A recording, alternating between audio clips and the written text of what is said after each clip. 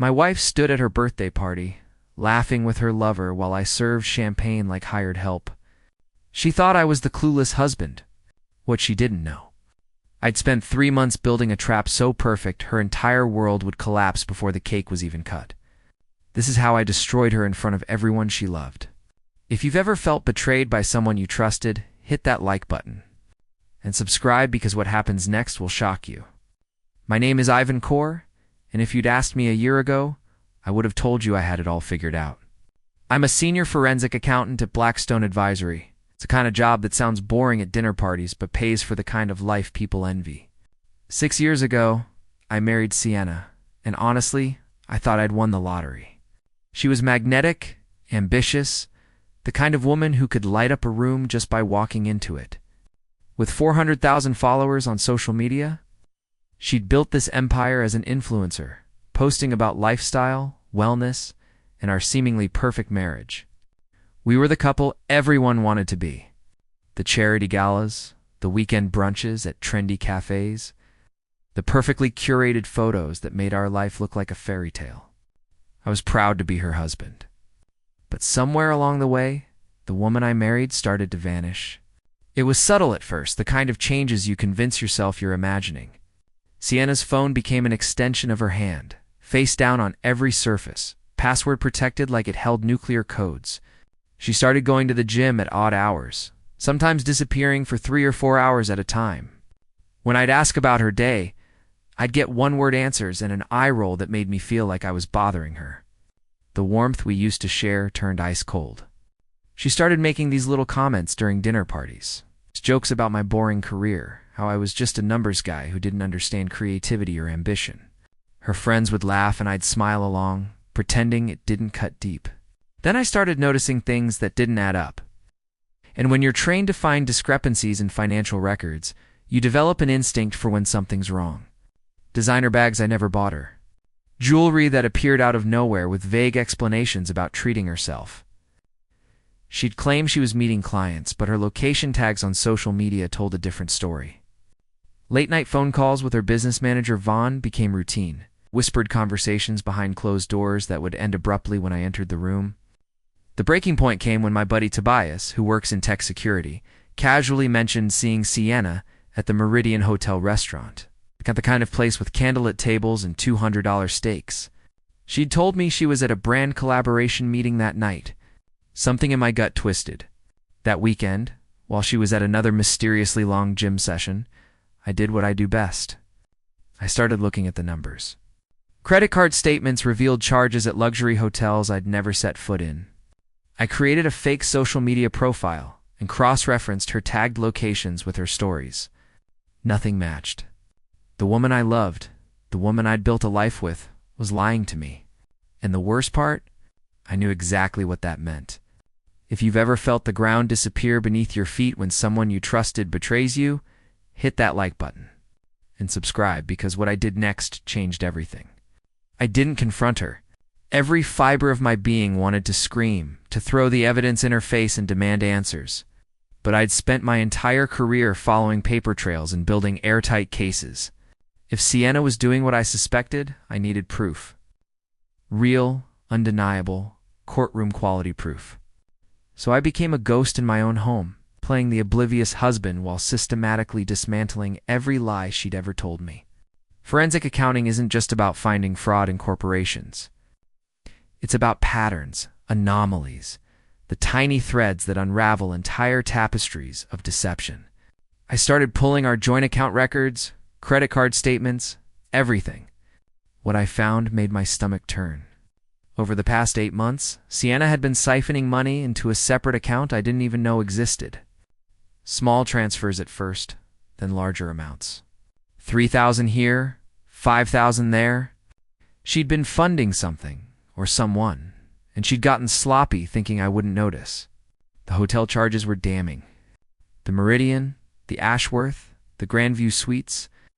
Always on nights she claimed to be working late or meeting with sponsors.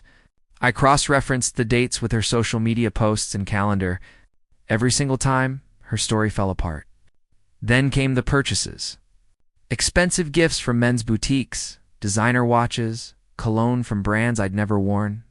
She was buying presents for him with our money, and that realization felt like a punch to the throat. I needed to know who he was. Tobias helped me set up discreet surveillance. Nothing illegal, just watching and documenting.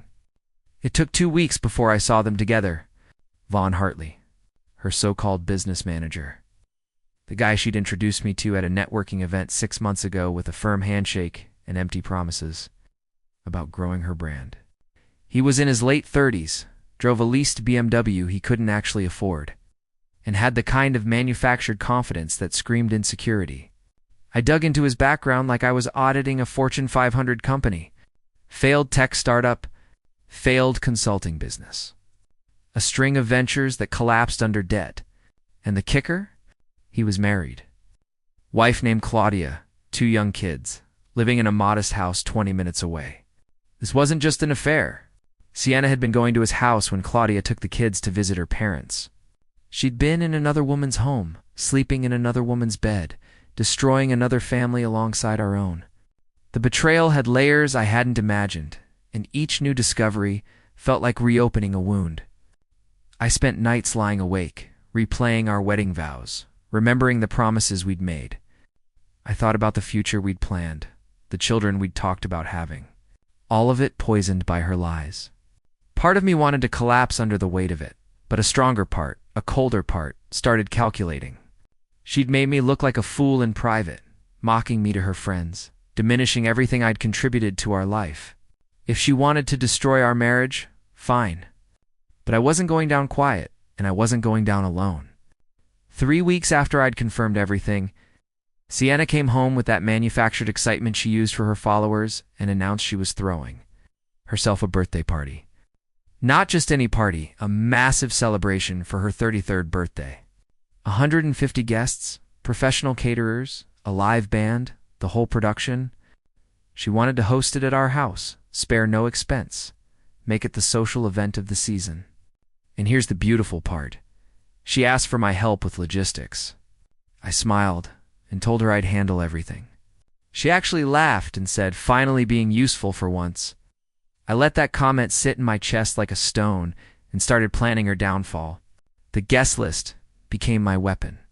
Sienna invited everyone in her orbit, all her influencer friends, business contacts, family members, people she wanted to impress. I made sure every single invitation went out, but I added a few special names she didn't think twice about. Vaughn, obviously. He wouldn't miss a chance to be close to her. But I also personally ensured Claudia Hartley received an invitation. Framed as a networking opportunity for couples in the entrepreneurial space, Sienna's parents would be there. My family would be there. Everyone who mattered, everyone who needed to see the truth. Tobias became my technical director. We planned the setup like a military operation. Hidden cameras positioned throughout the house, not to invade privacy, but to capture reactions. A large screen television in the living room, professionally mounted. Sienna thought was for a slideshow tribute I was preparing. She loved that idea, kept talking about how sweet it was that I was finally showing appreciation for her accomplishments. I let her believe it. Meanwhile, I was compiling something very different. Time-stamped photographs of her and Vaughn entering hotels, screenshots of financial transactions, phone bill records showing call patterns, hundreds of late-night conversations. I built a timeline that was impossible to deny, a visual presentation that would destroy her credibility in under 5 minutes. The week before the party, Sienna's cruelty reached new heights. She made me sleep in the guest room, told her friends during a lunch at our house that I was dead weight. She was considering cutting loose. She flaunted a new diamond bracelet, claimed she'd bought it herself. But I'd already traced the purchase to Vaughn's maxed-out credit card. She was so confident, so assured that I was too weak or too stupid to do anything. That confidence would be her undoing. I worked with my attorney, Margot Kerrigan, to ensure everything was legal and protected. All joint assets were transferred to a secured account with full documentation. Divorce papers were drafted, dated for the day after the party, ready to file. I prepared flash drives containing evidence for key family members, insurance in case anyone doubted what they were about to witness. Every detail accounted for, every angle covered. The night before her birthday, Sienna kissed Vaughn goodnight over the phone while I stood in the hallway listening. She had no idea that in 24 hours, her entire world would detonate in front of everyone she'd ever wanted to impress. The trap was set. All I had to do was spring it. The house filled up fast. By 8 o'clock, 150 people were drinking champagne, eating, catered hors d'oeuvres, and celebrating the woman who destroyed our marriage. Sienna looked stunning in a designer dress that probably cost $3,000, holding court in the living room like royalty. I played my role perfectly, the dutiful husband, greeting guests at the door, managing the caterers, refilling drinks practically invisible. Her parents gushed about her success, how she'd built such an amazing brand, barely acknowledging that I'd paid for half of everything that made that brand possible. I smiled and nodded, counting down the minutes. Vaughn arrived fashionably late, arrogant as ever, wearing a suit that screamed trying too hard. I watched him touch Sienna's lower back when he thought no one was looking, that possessive gesture that made my blood boil. But I kept my face neutral, kept playing the fool. Claudia showed up shortly after, looking uncomfortable in a room full of people she didn't know, her husband already migrating towards Sienna like a moth to a flame. Dinner was excruciating. Sienna gave a speech thanking everyone who'd supported her journey, naming sponsors, friends, her parents, even her hairstylist. She didn't mention me once. Not once. Her influencer friends laughed as she made jokes about boring accountants and dead weight. These barbs designed to humiliate me publicly while maintaining plausible deniability. She raised her glass and toasted to new beginnings while locking eyes with Vaughn across the table. Some guests shifted uncomfortably, sensing something off, but no one said anything. That's the thing about public cruelty. When it's wrapped in humor, people let it slide. I stood up, tapped my glass, and announced it was time for a special birthday tribute video I'd prepared. Sienna's face lit up. She actually looked touched. The lights dimmed. The large screen flickered to life. It started innocently enough, early photos of us together, our wedding, vacations, moments that felt like a lifetime ago. Guests smiled, a few wowed. Then the music shifted, turned dark and ominous. The photos changed. Hotel surveillance screenshots, time-stamped and dated. Sienna and Vaughn entering the Meridian on March 15th. The Ashworth on April 2nd. The Grandview Suites on May 20th. Restaurant photos, intimate dinners, his hand on her face. Financial records flashed across the screen, transactions highlighted in red. Money transfers to secret accounts. Gifts purchased. Phone records showing call patterns, hundreds of late-night conversations. The final slide appeared in bold letters, 8-month affair timeline, full documentation. The room went completely silent. Then it exploded. Sienna screamed, stumbling toward the screen in her heels, trying to grab the remote from Tobias, who calmly stepped aside. Claudia launched herself at Vaughn, slapping him so hard the sound echoed through the room, screaming about their children, about their vows, about the lies. Sienna's mother gasped. Her father's face turned crimson with shame and rage. Guests pulled out their phones, filming everything. The influencer's public destruction captured in real time for the internet she'd built her life on. Sienna spun toward me, mascara running, voice shaking with fury. "You bastard. You had no right." I looked her dead in the eye and said, "I had every right. This is my house too." The party didn't end, it disintegrated. Guests fled like the house was on fire, some offering me awkward, sympathetic nods, others avoiding eye contact entirely. Sienna's influencer friends, the ones who'd laughed at her jokes about me an hour earlier, scattered without a word. Fairweather followers abandoning ship the moment the brand became toxic. Vaughn tried to leave through the back door, but Claudia blocked his path, her voice raw with betrayal as she tore into him about their sons. About the mortgage, about every lie he'd fed her while destroying their family. He had nothing to say, just stood there like a coward while his life imploded. Sienna's parents approached me separately. Her father, who'd barely spoken to me in 6 years, shook my hand and apologized. Actually apologized. Her mother cried, saying she had no idea her daughter was capable of such cruelty. They left without saying goodbye to Sienna, their disappointment hanging in the air like smoke. My own family hugged me on their way out, told me I'd done the right thing, that I deserved better. Tobias was the last to leave, clasping my shoulder and reminding me that sometimes the truth needs a spotlight.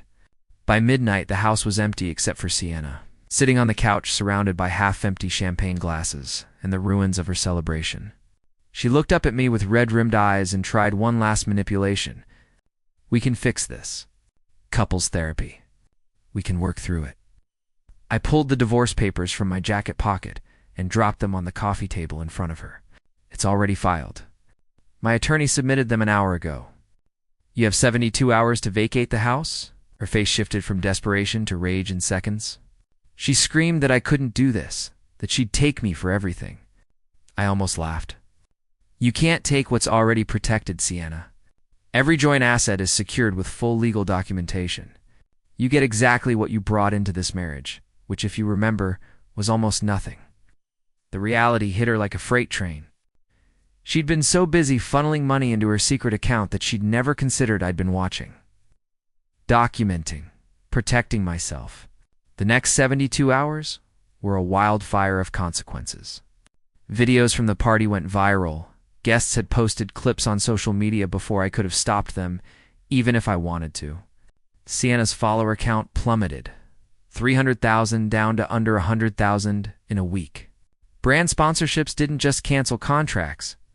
They demanded refunds for campaigns she'd been paid for in advance.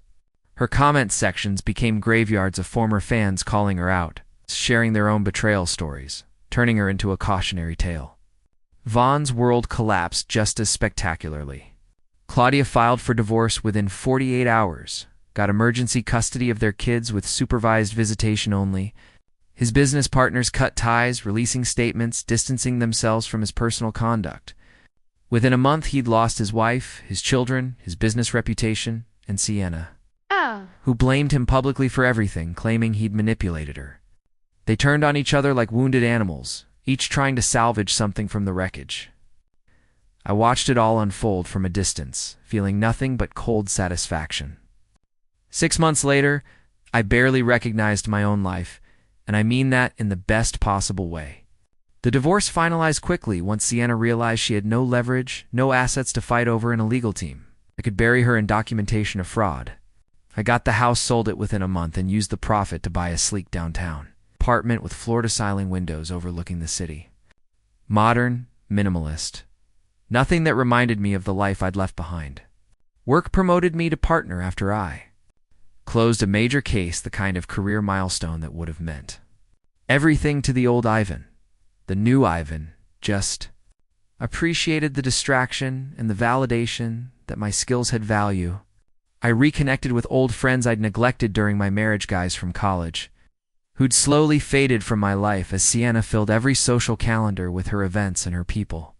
We started playing basketball on weekends, grabbing beers without someone rolling their eyes about how boring we were. I picked up photography again, something I'd loved before Sienna convinced me it was a waste of time. Turns out I'm actually pretty good at it. I started sleeping through the night without that knot of anxiety in my chest, without wondering what lies I'd uncover the next day. Then I met Helena. Tobias introduced us at a gallery opening. She's an architect with this quiet confidence that doesn't need validation from strangers on the internet. We talked for 3 hours that first night about everything except social media and influencer culture. She knew my story. Everyone in our social circle did, but she didn't treat me like damaged goods or a cautionary tale. She treated me like a person who'd survived something difficult and come out stronger. We've been dating for 2 months now, taking things slow, building something real, based on honesty instead of image. It feels like breathing fresh air after years in a smoke-filled room. As for Sienna, I heard through mutual acquaintances that she's working retail at a boutique in the suburbs, the same stores she used to get free clothes from as an influencer. Her social media presence is essentially dead, a few thousand followers that are probably mostly bots. She's living in her parents' basement, posting occasional throwback photos from her glory days that get maybe a dozen likes. Vaughn remarried quickly, some woman half his age who seems more interested in what's left of his money than actual partnership. He and Sienna haven't spoken since they publicly destroyed each other online during the divorce fallout. She sent me messages, dozens of them from different numbers after I blocked her. Apologies, explanations, desperate attempts to meet for coffee and talk. I delete them without reading past the first line. Some people think I should feel guilty about how publicly I humiliated her, that I went too far. But here's the thing. She humiliated me privately for 8 months, made me feel worthless in my own home, stole from our accounts, and mocked me in front of people I cared about. What I did was simply show everyone the truth she'd been hiding. I didn't destroy Sienna. She destroyed herself. I just made sure everyone could see it happen.